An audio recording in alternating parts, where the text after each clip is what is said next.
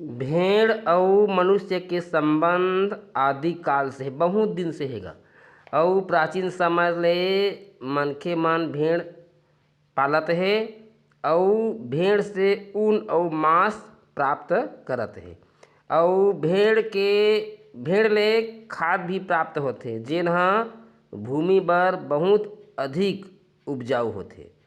भेड़ ह कृषि अयोग्य भूमि हे ओइ म चारा चरथे, यह घास खाथे, अनाज खाथे।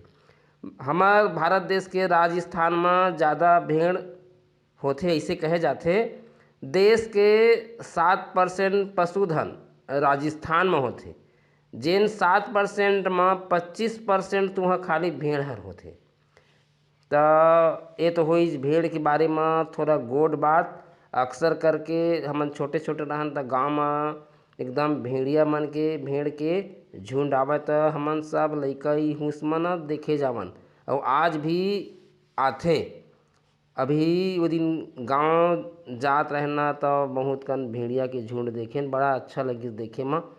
और भेड़ के उम्र है 8 साल के औसत होथे। और भेड़ के लइका ला मेमना कहे जाथे। तो भेड़ के ना कोई नस्ल के सींग भी होथे, लेकिन ज़्यादातर भेड़ के सींग नहीं हुआ। तो ये तो हुई भेड़िया के बारे में कुछ गोट बात। और यदि आप मन देखा था भेड़िया के सब झुंड ला तो दार भात चुर गे और मोर किस्सा पुर गे।